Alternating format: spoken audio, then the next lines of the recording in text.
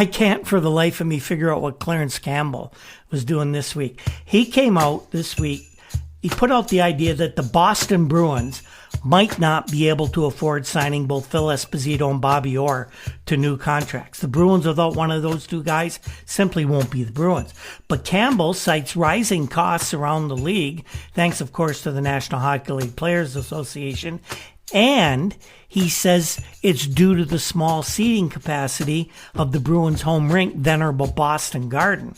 Campbell suggested the Bruins might face a cash crunch this year, and they're going to have to sell off one of those superstars in order to keep the rest of the team more or less together. Campbell was making his statements at one of the many golf tournaments that hockey personalities are engaged in at this time of the year. This was in Toronto. Well, the Boston Bruins were not happy, understandably, with the NHL head honcho's remarks about their hockey team. The Bruins released this statement in the aftermath of Campbell's comments. The Bruins management wishes to make it clear at this time in reference to Toronto press stories that, number one, it has no intention of making changes in the playing roster at this time, and if any changes are made in the future, they will be made to strengthen the team and most certainly not for financial considerations. Number two, the salary figures reported are inaccurate and bear no relation to the figures discussed between the parties that were mentioned, meaning, of course, Esposito, Orr, and the Bruins. Number three, no contract with Bob Orr has been finalized. Number four, when any major contract is concluded, there will be either a press conference or press release to announce the signing. And number five, the Bruins appreciate the concern of others, but firmly believe that they are perfectly capable of conducting their own business, and further will adhere to their policy that negotiations between management and the players, insofar as salaries are concerned, are personal matters between the parties. Well, the speculation that the Bruins would sell off centerpieces of their high-powered offense, added to the fact they were upset by the Canadiens in the first round of the Stanley Cup playoffs, led a lot of writers to speculate that the team might actually shift its philosophy to a more defensive-oriented game. Well, that didn't sit too well with the man at the center of all this discussion. That, of course, is Bruins superstar Phil Esposito. Will McDonough is one of the best sports writers in North America at this time. He writes for the Boston Globe, and he got to Esposito, and they talked about this change in philosophy, or proposed change. And Will came out with this story. It should be old hat now, but the memory lingers and will until the Bruins bring back the Stanley Cup to Boston one more time. I think about losing the Stanley Cup a lot, said Phil Esposito in his hockey school in Weymouth. He was back on skates for the first time since that disastrous Sunday when the Canadiens whacked the Bruins right out of the playoffs in the 7th game. Phil says, "You know, I never thought we were in trouble until the last minute of the 7th game and losing by 2 goals. Up to that point," Phil says, the thought of not winning the Stanley Cup again never even entered his mind. Phil said, "Since then, all I keep thinking of to myself is that I blew 10 grand. 10 grand and I let it get away." Now, Phil's talking like he's holding himself personally responsible for what happened, but this is not at all what he meant. Phil said, "I think the credit should go to Montreal for beating us instead of the Bruins being ridiculed for losing.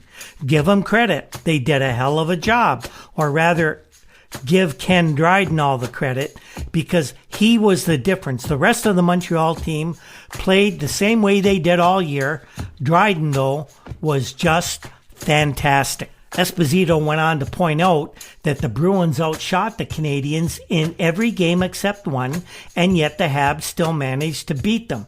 In the last game, Phil said he must have had at least 10 shots on goal himself, and Dryden got every one of them. many in spectacular fashion. Phil still thinks, however, that the team he plays for, the Bruins, is the best team in hockey, and it will be for some time to come.